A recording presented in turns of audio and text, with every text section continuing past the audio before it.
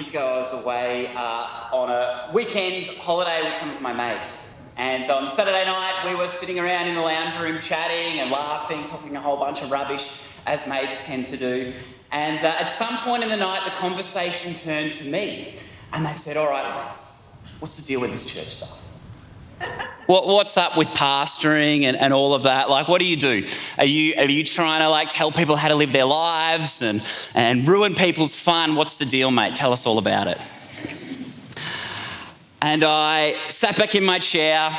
I looked at the wine glass in front of me and I said, guys, you think that Jesus is here to ruin your party, don't you?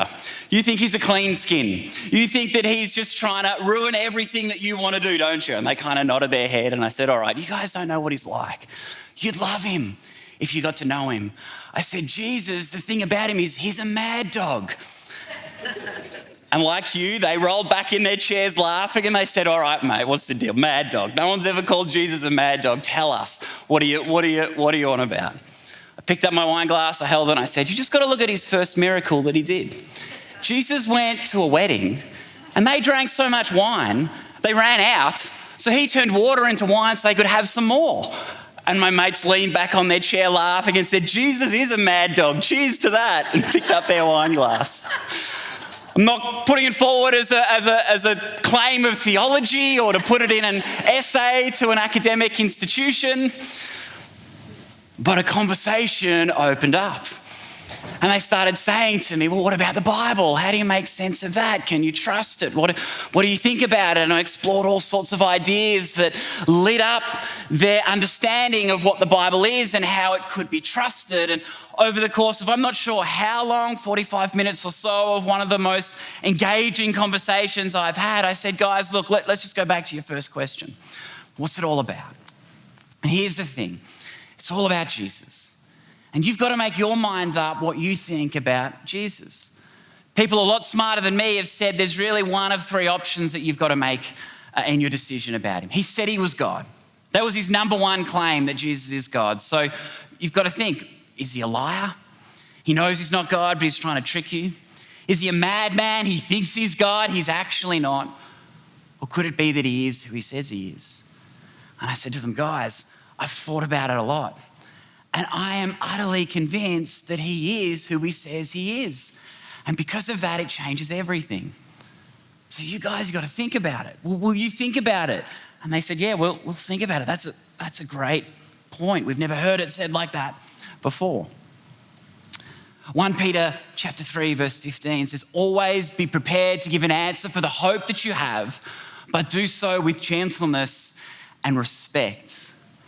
The title of our sermon today is Witness Giving an Answer. And herein lies a whole bunch of trepidation and fear for all of us as we imagine this moment. Giving an answer. Someone nails you in a social setting and says, all right, friend, what's the deal?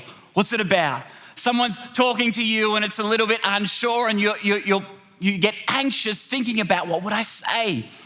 It's fascinating, isn't it, that it's this theme, giving an answer, be prepared to give an answer for the hope that you have. We have this fear and this anxiety that might bubble up in many of us. What if I get it wrong? What if I mess it up? What if I turn them away? What if I offend them? What if they never want to talk to me again? What if my theology doesn't stack up? My answers don't stack up? What if their questions are too hard and I can't do it? I'm not eloquent like other people. I don't have the answers. I'll make a meal of the whole thing.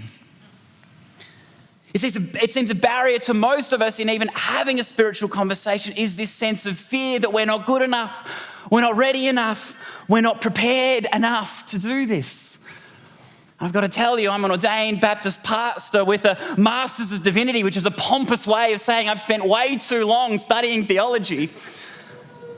And it's done nothing to combat the fear in my life.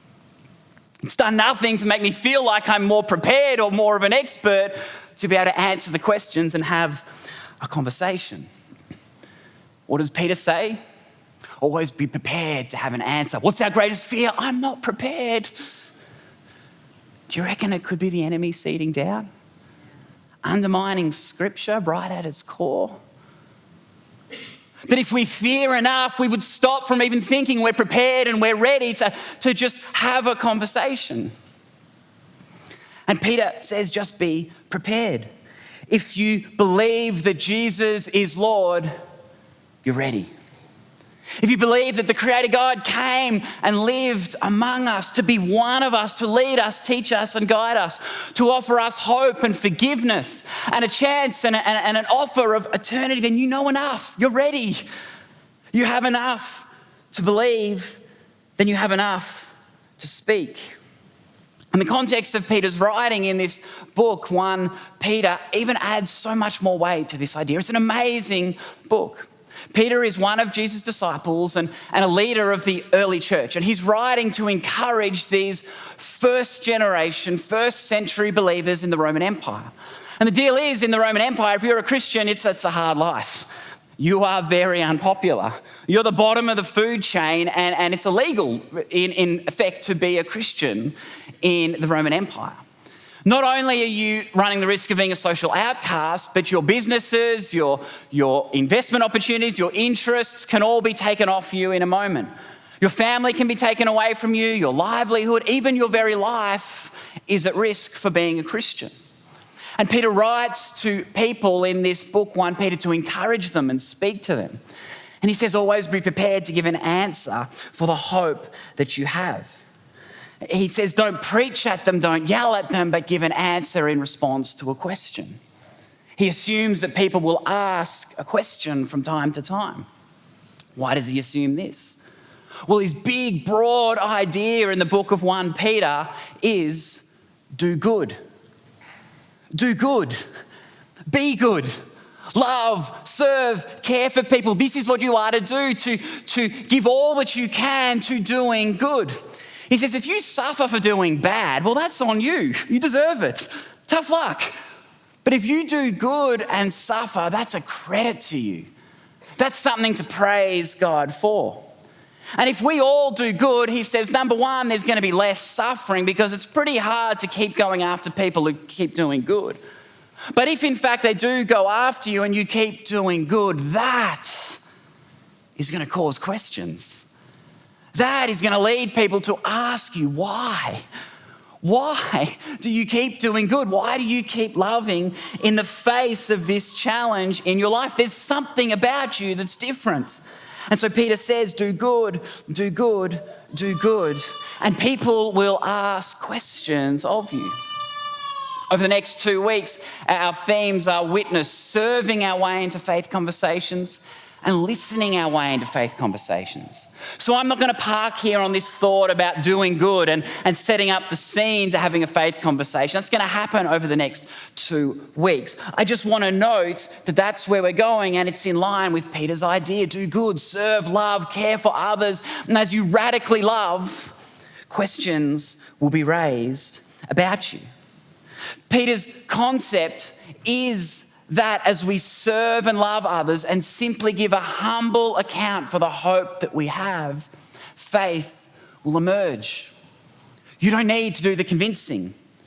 You don't need to have all of the arguments and the ideas and the points together. You don't need to stand on your soapbox and be the most persuasive apologetic about Christian faith. Just give an account for the hope that you have, the things that drive you, the reasons why you might call yourself a follower of Jesus. And Peter is so convinced of this that it's not the job of the disciples of Jesus, it's the job of the Spirit to do the convincing. Because this is what Jesus himself told Peter. He was in the room. In John 14, 15 and 16, Peter's one of the disciples who Jesus spoke to and taught them about the role of the Spirit. And it's a fascinating 3 chapters if you read it because Jesus keeps repeating himself and they keep not getting it. It's a circular conversation that goes back and forth, around and around again. And Jesus says to them, guys, don't worry that I'm going to leave you. It's better for you. I'm sending you the Spirit. And he's going to do the work of guiding and leading and convincing. John 14, 26, Jesus says, the advocate or the Holy Spirit, whom the Father will send in my name, he will teach you of all things. And he will remind you of everything that I've said to you. In chapter 16, he's still going and he says, but when he, the Spirit of truth, comes, he will guide you into all truth. This is the work of the Spirit. The Spirit of the living God does the convincing. Peter figures we just do the loving, the serving, and the willingness to give a humble account for the hope that we have in Jesus. So in other words, we don't need to fret if we don't think we're good enough. We don't need to have fear or panic that we don't have all of the stuff together. We can just prepare. Why do you follow Jesus? What hope do you have? We're encouraging one another this year to have a look at this book, God's Space, by the author Doug Pollock. And Alan's invited us to grab a copy of the book. Look how thin it is. I mean, it's the perfect book to read. You'll smash this through in a night or two. It's my kind of book. It's practical. It's easy to read. It's got so much great content in it about creating God's space, creating space to have faith conversations. It's a wonderful book. And I here just want to read one excerpt from a part of the book. Doug Pollock quotes another writer, Brian McLaren, thinking about how do we have helpful and useful faith conversations in the current cultural moment of history that we find ourselves in. Brian says this: much of our evangelism here in the United States, and I think would be similar for us in Australia, was developed in a context of Christendom, in which just about everybody knew the basic information of Christianity and was favourably disposed to it.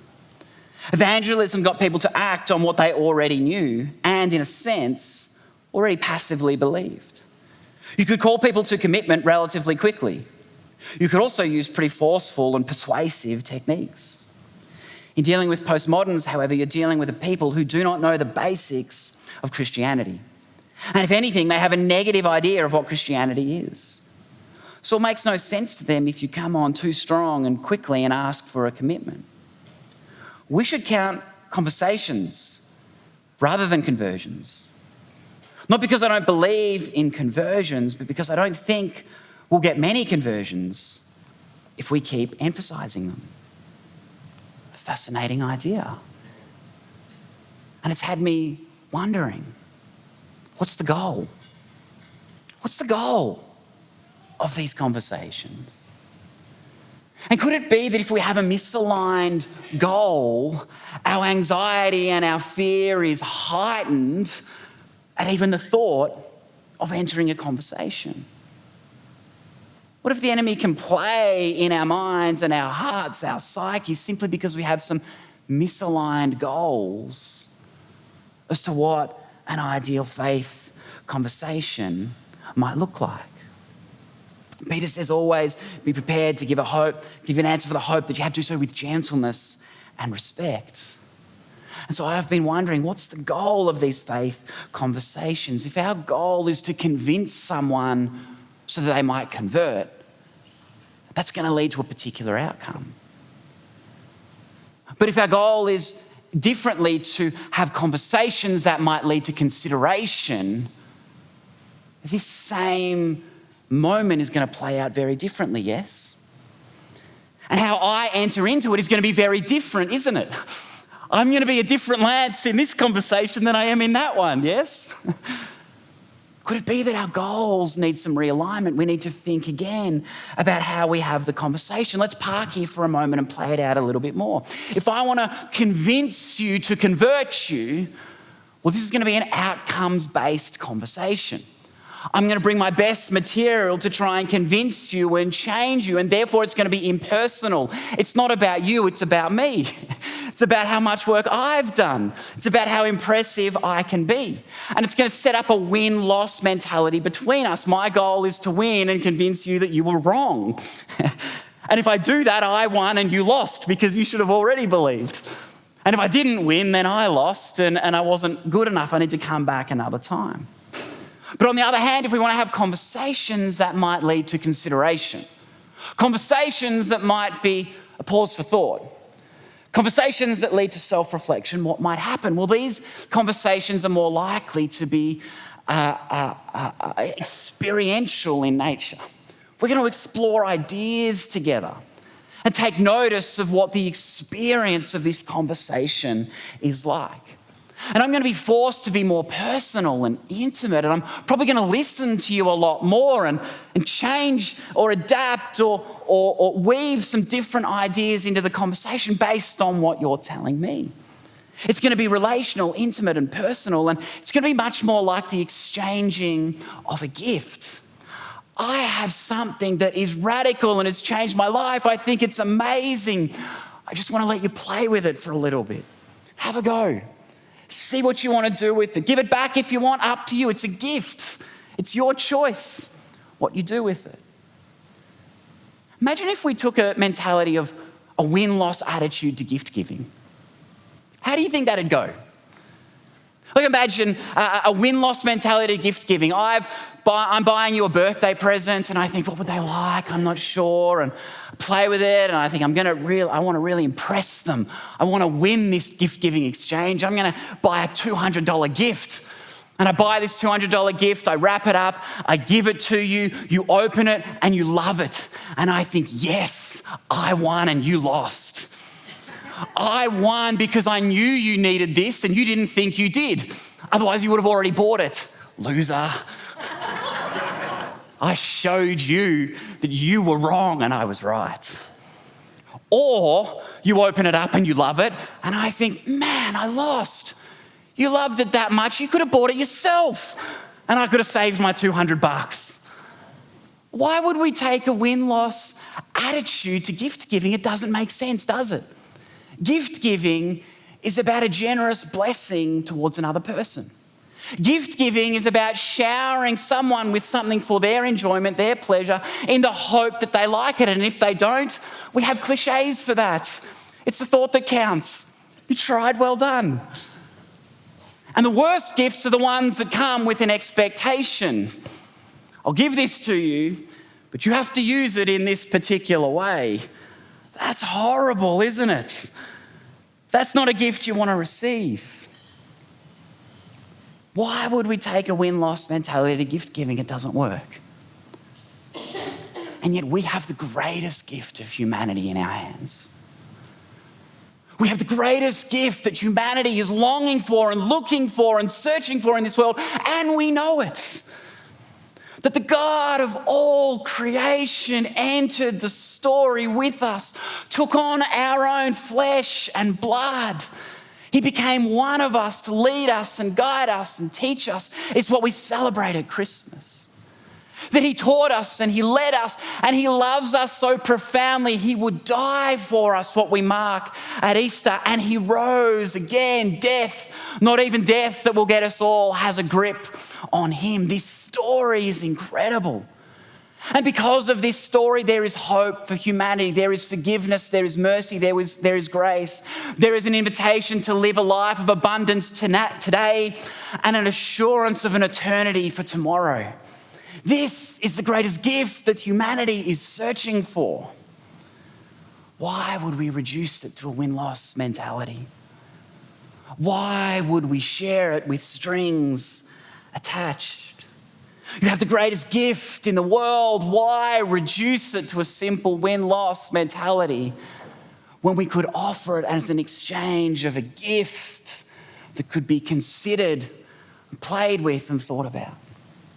And I think interestingly, when we look at the ministry of Jesus, we find that this is the approach he often takes to the conversations that he has.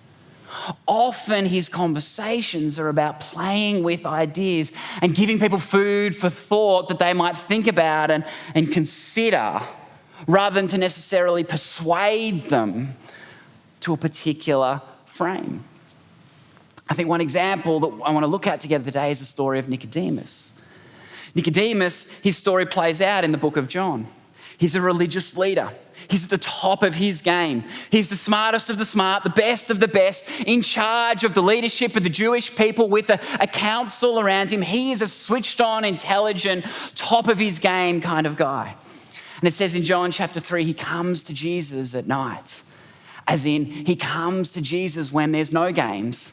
There's no politics. There's no crowd that we're playing to and entertaining and trying to impress. There's no funny business here. He comes to Jesus in a home in the night and says, right, mate, no one else is here. So lay it on me. What's your game? What are you up to? I don't want any funny business, Jesus. I don't want any nonsense. I want to look at you in the eye. I want to go toe to toe, and I want to understand what's all this about. What's your end game? He wants to explore this conversation with Jesus and do it truthfully and honestly. And Jesus says to him, okay, Nicodemus, not a problem. Well, all you've got to do is you've got to be born again. And Nicodemus says, what? How can you crawl back into your mother's womb? That's nonsense. And Jesus says, Nicodemus, come on, mate. Flesh gives birth to flesh. That's normal. But we're talking about spiritual things. Spirit gives birth to spirit. Keep up, mate. Nicodemus says, I have no idea what you're talking about. I'm paraphrasing, I know, but you can have a read of it. I have no idea what you're talking about. And Jesus says, mate, you're the leader of these people. You're the top of your game. You're the best of the best, and you really don't know what we're talking about? We haven't even got through the door yet of faith. How can I talk to you about heavenly things when you don't even understand these most basic earthly concepts like being born again? Well, to Nicodemus' credit, it's a big idea, but nevertheless, Jesus gives him a little whack. And that's the end of the conversation. No more. And you might feel that this is a very confrontational moment where Jesus really achieves nothing. Not much good happens out of this conversation. And Nicodemus walks back off into the night and we don't hear anything more from him. But Jesus knows Nicodemus. He knows this guy. He's read him. He understands that there's something genuine behind these questions. And he's given him some food for thought. Nicodemus pops up again 4 chapters later in John chapter 7. And this time the religious leaders are up in arms about Jesus. Nicodemus' peers, they are losing their mind at Jesus and what he's saying and what he's doing. They are going crazy. And as they're trying to get Jesus arrested, Nicodemus steps forward and says, guys, I think we should listen to him. There's something that he has to say that we should consider. Nicodemus has been thinking. Nicodemus has been watching. Nicodemus has been wondering about this conversation that he had 4 chapters ago, maybe 4 or 5 months ago in the story. And he's been watching Jesus from the sideline, not saying anything, not arguing any points, quietly watching and waiting. And now in this moment when his peers are fired up, he does the thing that many of us would find hard. He stands up against his peers and says, guys, he has something that we ought to listen to. And they rip into him and they ridicule him. And then he disappears from the story again.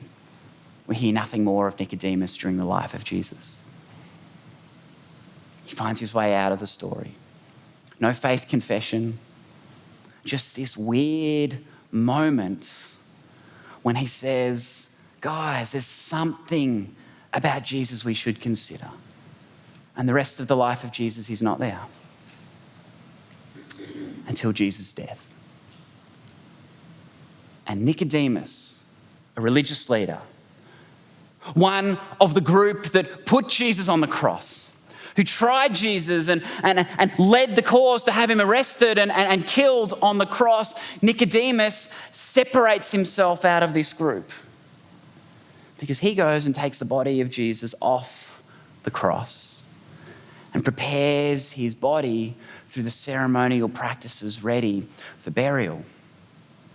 But Nicodemus prepares Jesus' body like you would a king. Nicodemus, not through his words or his letters or any other articulation of anything in the scriptures. We have nothing else other than this. We see a man who by his actions declares Jesus is king. And he honors the body of Jesus like you would a king. He's been watching.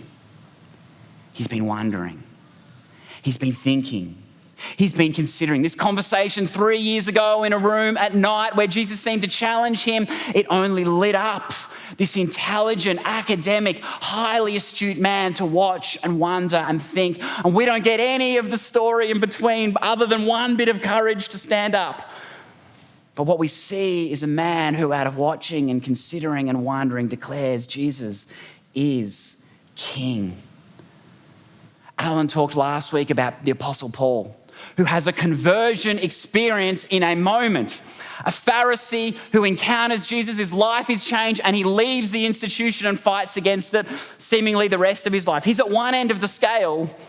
Nicodemus represents something of the other end of the scale. A gradual thinking and wondering and considering, an earnest faith willing to suffer so that others might see, and one who comes to a belief that Jesus is King but doesn't leave his profession, doesn't walk away, seemingly stays within to bring about change and redemption and hope to those who are his peers. He sits somewhere up the other end of this scale. And as I listen to our testimonies here in our cultural climate, as I listen to many, many people being baptized, many, many people telling their stories of faith and how they come to understand who Jesus is, what I tend to hear is Nicodemus' stories more often than not. Anecdotally, 8 out of 10 of our stories are Nicodemus stories. The odd Paul story pops up and it's fantastic and we love it, but most are Nicodemus stories. I was going through life, things were going okay, and then I started wondering, and this thing happened. And I had a grief and a trouble in my life, and then someone cared for me, and then I started thinking about the scope of the universe and how did this just all happen? And then another thing came up, and I saw a Bible verse one day, and then I got invited to Alpha, and I went along to that, and that was fun. And then I came along to church, and they were actually nice. And then I kept on going and all of this stuff happened. And then I started reading the Bible. And one day I woke up and I said, hey, I believe this. I actually believe this. I don't know when it happened. It was actually months ago, but I'm in. I believe this. What I notice is that people go through a season of coming to faith. Many, many times in our cultural climate, there's a season of wondering and considering and thinking and exploring that the Spirit does the work of convincing within. The Spirit does the work of joining the dots and bringing the pieces together and allowing someone to experience the love of God. And it results in belief over a season of time. The odd person, bang, it happens in a moment, I know, but many, many, many, I hear a season of change. And if this is what we experience in our current cultural climate, why would we not set the dial of our goal for our faith conversations to match that? Why would we not seek to have conversations that would lead to consideration? Just one piece of the puzzle. Let me give you one little gift. Let me play with one idea, because friend, I think you'd be blessed if you were to play with this thing that has radically changed who I am and all that I'm about. And we just trust that the Spirit will do his thing. I started with a story today of me and some of my mates away on a weekend, and I want to kind of come towards a landing telling a story of my wife and a conversation she had recently. My wife is a midwife.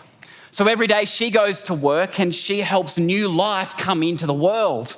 What a job. Can you imagine our conversations when I get home and we say, Lance, what did you do today? I sat in 6 meetings. Laura, what did you do today? I brought new life into the world. Mate, I don't really compare, do I? And so every day she goes off to work and she gets a snapshot into the most incredible moments of people's lives. The most joyous days and tragically sometimes the most difficult days, and she's there supporting people and walking with them. The best of family units, the most difficult of family units. She's just there in it all. And consequently, she says her and her peers, her midwives, she thinks midwives are the most open people she's ever met. They just say whatever they want. And the tea room has all sorts of wonderful, fascinating conversations. One day she was in the tea room and a peer was talking to her and said, oh, my mum and dad, they're on me to come to church. All of the time they're inviting me, you should come, you should come, you should come. I don't want to go there. Why would I want to go to church, she says to Laura. And then maybe in a moment of self-recognition, she sort of stops and thinks, oh, your husband's a pastor, isn't he? Laura says, yeah. She says, I don't mean any offense, but what does he actually do? It's the eternal question that I wrestle with answering all the time. When people, I don't know, I sit in meetings, I don't know. I do everything and I don't even know how to explain it. And she has a little seed of thought come into her mind and it says, just tell her what is. Just tell her what is. So she thinks to herself, all right, and she says, rather than talking about what my husband does, can I tell you about my church? And she says, sure. And she just tells her what is about this church. And she says, well, at my church, we provide food to those who are suffering and in need of food. At my church, we do things like help people find shelter while they're vulnerable to homelessness. We support people in their mental health journey and try and link them with counselling and support and training. We provide mentoring to kids in schools who are suffering and need someone to love them. And we do the same for adults who are struggling in their life. We provide opportunities for people to learn English when they migrate to this country. In my church, we're there supporting families at the start of life, helping to find their feet and have peers and friends around them in this difficult season of early parenthood. And we're there at the end of life, grieving with families and leading them through the grief process in funerals and love and support. We support marriages at the start, and we support couples in learning how to do great marriage, and we marry them and bring them together and celebrate this great gift, and then we mop up the pieces when the tragedy of divorce works its way through a family. And we support people in every demographic, every age, every moment of life. We are there with them doing what they do and walking alongside them, and we explore spirituality and who God is in a world like this. And my husband, his job is to just do whatever it takes to try and serve that. And she says, wow, that's amazing. I love that. Every church should be like that. Let's forget for a moment that most churches are. Okay? It's a lie of the enemy seated in our culture to pretend that churches are not about serving and loving people through every season of life. But for this moment, we'll put that to the side. What would it take for this peer of Laura's to say yes to an invitation to Alpha? Yes, to come along to church. It may be lining her up and nailing the 5 points of spirituality and the gospel and trying to convince her in this 1-minute conversation in the tea room before you both get a page and have to leave. Or it could be adding just one thought for consideration that might soften and change or add an extra data point to her picture and understanding of what the church is about, and what God calls us to, that maybe, just maybe, she may think one day in the future through the work of the Spirit, maybe it's not what I thought it was. Maybe mum and dad have something that I should look at. And if we really believe that the Spirit is the Spirit of the living God, then we can trust Him to do the work of convincing. You know, I believe that in this cultural moment, we are probably much closer to 1 Peter than we've ever been before. We are rapidly coming back towards that kind of climate that 1 Peter is writing into. And what does he say? Love, serve, care for, be humble, be gentle. And when they ask why in response to that, just give a simple account for the hope that you have. And be gentle, be respectful, speak to them where they're at, and let the Spirit of the living God do what He does. So do we trust the Spirit? Do we believe that He does the work? And are we willing to just be prepared? And so I want to give us a couple of minutes to do some self-reflection before we land today, maybe 3 minutes. In this book, God's Space, there's a chapter called Spiritual Appetizers. And the idea is really simple. One of the things of fear that we have is we think, I need to prepare a whole main roast that is all of my spiritual life together.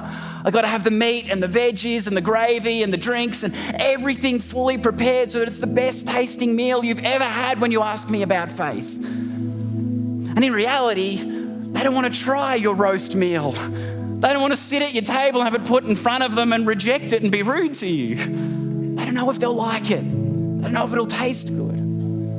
And so Dad Pollock plays with the idea that he says, don't fret and have fear that your roast isn't together. Just prepare an hors d'oeuvre, just a spiritual snack, just a little appetizer and say, here you go, if you like it, yours, do it, whatever you want with it. And so I want to give us some time to prepare some spiritual snacks, some appetizers together. It's not profound, it's not big, it's not hard, but it comes out of simply reflecting on the questions, why are you here?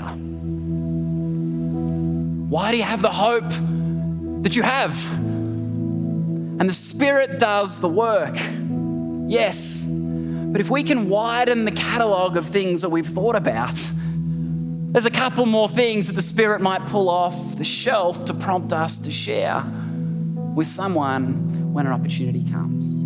So you can grab your phones out, you can chat to the person next to you if you like for the next 3 minutes. There's some prompted questions that are going to come up on the screen. I'm going to give you 3 minutes. The band's just going to play in the background. I invite you to stop and consider and think about some of these questions. Take a photo because we're not going to have long enough now. But is there a particular experience or moment of God that changed you, that left a lasting impression in your life? If you were to boil it all down, why do you follow Jesus? Or in other words, why are you here? It's a beautiful day outside. Why did you come here? Is the most rudimentary description of that question I can give you. Is there one way that God's changed you? How we believe in the transforming God who changes and transforms lives. What has He done? And what does spirituality mean to you? I was watching some TV this week and a guy said, hey, I'm an atheist. I don't believe in God, but I'm spiritual. And I thought, what does he mean? I want to have that conversation with him. What does he mean that he's spiritual? And hey, what do I mean? What does spirituality mean to me? So take a couple of minutes. I'm going to give you a chance to reflect. Then we'll pray together and worship some more.